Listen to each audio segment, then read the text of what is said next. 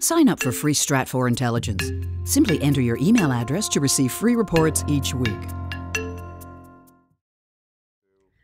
As the U.S. administration continues its efforts to drum up support in Congress for a limited intervention in Syria, and as European leaders look to Washington to take the lead, a key question we need to consider is the actual economic impact such a strike would have on the region. General conflict in the Middle East, whether it's an attack in Syria or an Israeli invasion of Gaza, tends to be automatically and often irrationally linked to potential oil disruptions. Syria is a marginal oil producer, producing some 100,000 barrels per day of oil compared to the 400,000 barrels per day it was producing a couple years ago, with most of its current production divided between the regime and competing rebel factions in the north and east. Moreover, Syria does not sit on a strategic choke point in the region, like the Suez Canal or the Strait of Hormuz. Syria simply doesn't have much of a direct impact on the markets beyond speculation. But we also need to place in context the indirect fallout from a limited punitive strike. Lebanon is intrinsically tied to the Syrian conflict and is already showing signs of descending into a familiar state of civil war as Sunni provocations against Hezbollah escalate and threaten to draw the Shiite militant group's attention back home. Lebanon's main port at Beirut will see a relative boost in traffic for goods that usually travel through Syria's Alawite-dominated coastal ports at Tartus and Latakia. However, Lebanon is facing growing limitations in its role as an Eastern Mediterranean transit corridor for the Levant and the Arabian Peninsula, so any goods moving beyond Lebanon will still have to transit Syria, where trucks face an array of threats on roads weaving through rebel-held and regime-held territory. Most shipping traffic in the Eastern Mediterranean will continue to be rerouted through Mersin port on the southern Turkish coast. Turkey, like Jordan, is highly susceptible to retaliatory attacks by Syria and Iran for suspected collaboration in a military operation, and it's preparing its defenses accordingly.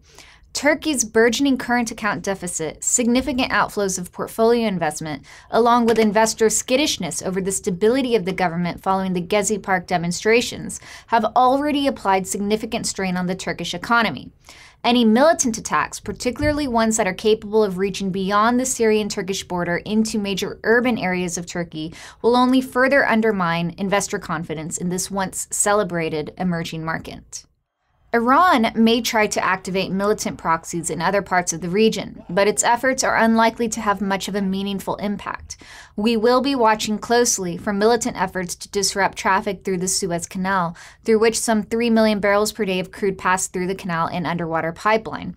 Even relatively minor attempted attacks, like on August 31st when gunmen using light weapons tried targeting a Chinese-owned and Panamanian-flagged container ship, have the potential to spook markets and raise insurance rates.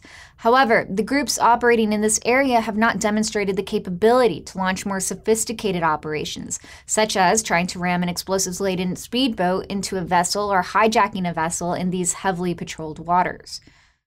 Iran has so far refrained from highlighting its threat to close the Strait of Hormuz and will likely reserve that threat for a much more critical situation down the line. A limited attack on Syria, after all, that aims to preserve the regime does not hold the same weight as a credible military threat against Iran, and Iran needs to preserve that prong of its deterrent strategy.